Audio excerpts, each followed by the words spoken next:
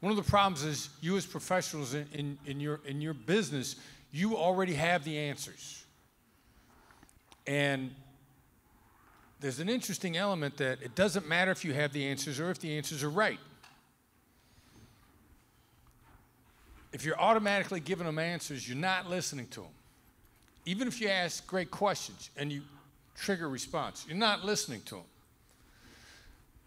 So why take the time to start to listen to them, to encourage the reciprocity? Because at some point in time, you're going to need them to listen to you.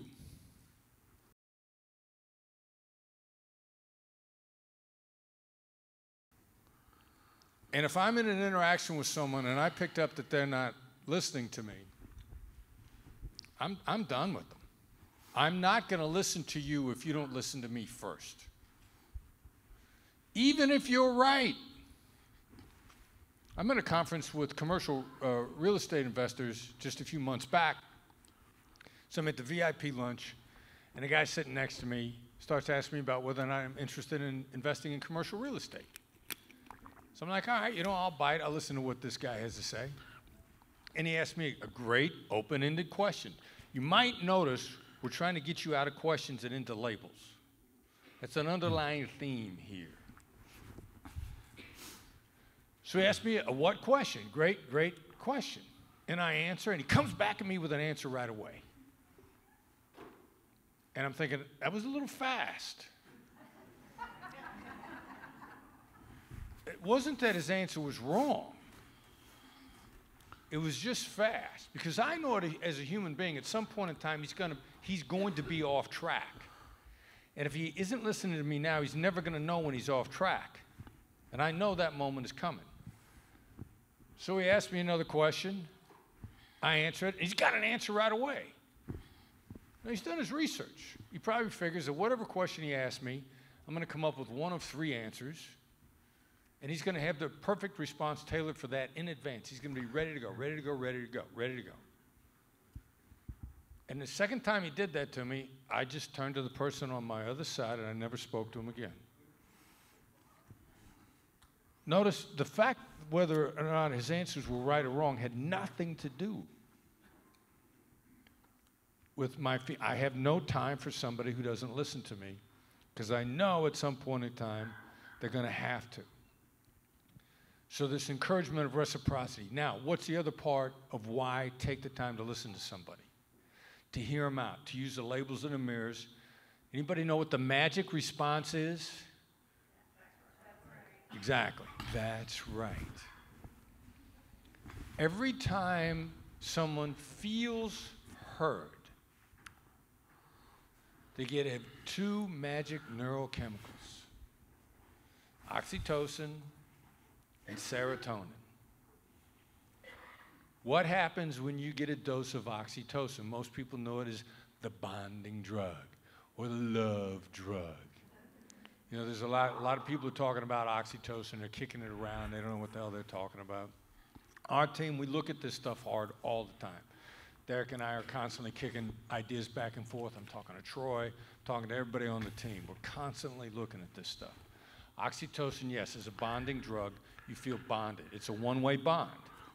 A lot of people don't realize that it's a one-way bond. They're bonding with you when they get a hit of oxytocin. In a hostage negotiation business for years and years, people, the SWAT guys, were always worried that the negotiators were going to bond with the hostage taker because it was clear the hostage taker was bonding with us. Again, this is invisible. The people watching don't know what's going on. And we were all like, what are you, out of your mind? I'm trying to line this guy up for a shot between the eyes if need be. I'm not bonded to this guy. He's threatening to kill people. So it's a bonding. They're bonding with you. Andrew Huberman podcast. Huberman's a great source of neuroscience information. I'm listening. Plus, he's a good guy. Andrew happens to be a friend, and I think the world of him. But the podcast on relationships, he throws out the stat, the figure, the fact that when they get oxytocin, it also inclines people to tell the truth. You want them to be honest with you about their situation. You want them to reveal to you what their questions are in the process. You want them to reveal to you what you don't yet know about what's driving them, why they want that price, what's behind it, all these things that are landmines if you don't uncover them. They're more likely to tell you about it if they get a hit of oxytocin. It inclines people to tell the truth. So they're bonding with you, and now they feel like telling you because they want to tell you the truth. Serotonin is a kicker. Serotonin is the neurochemical of satisfaction. What does that mean? They want less. Their home is overpriced. You want them to bond with you, be honest with you, and to want less. You got to get them to lower the price on their house or it won't sell. They need to feel heard so that you can drug them with their own neurochemicals so you can take them to where they need to be and they don't feel shoved into it. Because when they feel shoved into it, there goes your referral. And notice from our panel earlier, the way they conducted themselves on their first sale, the first time they got paid, led to referrals. And referrals are your lifeline.